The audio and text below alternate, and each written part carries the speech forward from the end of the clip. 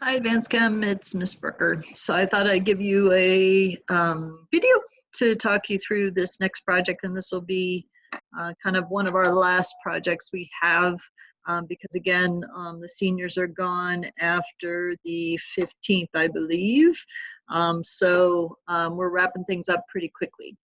So you're submitting your DNA reports, and I will take each one of those submissions and you will get kind of a link to this project later on today or next week. So pick your poison is what I came up with. It kind of is like a toxicology project related to chemistry.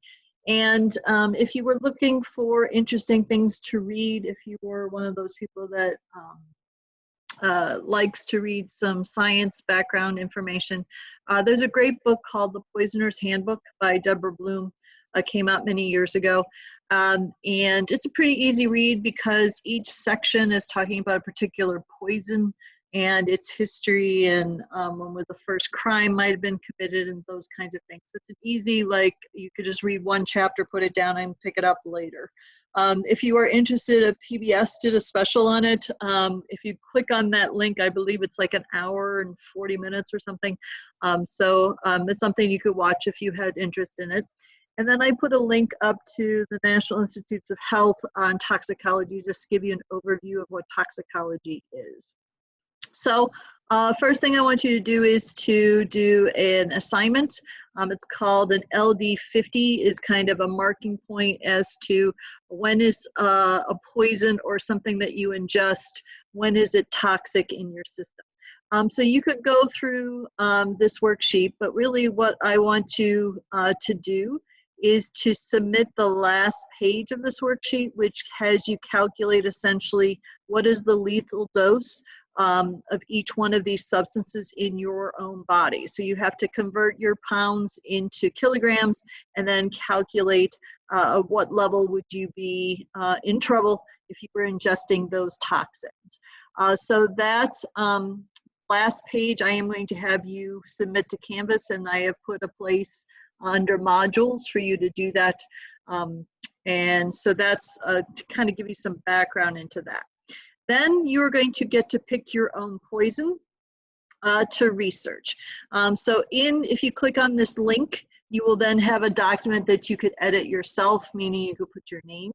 I already have Anna, who has already done, I believe, ricin. You could pick any of these other ones, and as long as there's just 2 of you doing it, that's fine. I don't want 3 people or more to do the poison.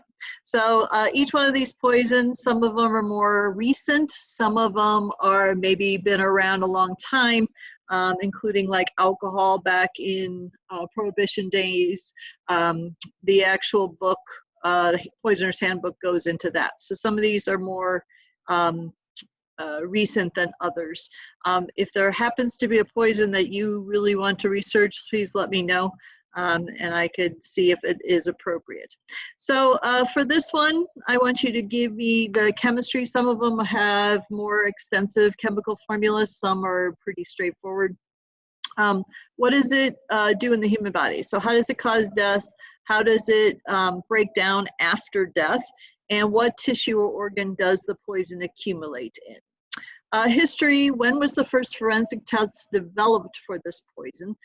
So again, some of it could be more recent, some of it could be a long time ago.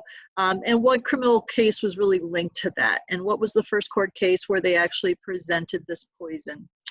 Detection, what kind of sample is used? So is it a blood sample? Is it a tissue sample? How do they detect it? And then what is the instrument used that the chemists use to test for it? So there are a couple instruments that we would have gotten to this year. Mass spectrometer is one. What is the confirmation test? So is there what we call a wet test to see a color change or something like that? So kind of similar to the aspirin lab that we did. We had that purple color. So do we have a confirmation test for this poison? And then explain the process of how they do the testing. If you happen to have a link to a video, that'd be cool. Toxicology report, explain how they interpret results, what is the LD50 for that particular poison, and then give a famous case that was solved by the detection of that poison, and how did they discover the poison. And I have a link here for you to make a copy of this document, for you to type up your report, and make sure that you give the details that you need to. So let me take Anna's name off of that. So you are essentially putting in the research, and I will also put a section here for you to cite some of your sources. So I will make sure that you have that. So again, hopefully you could find some interesting information out there about these poisons, and that is it.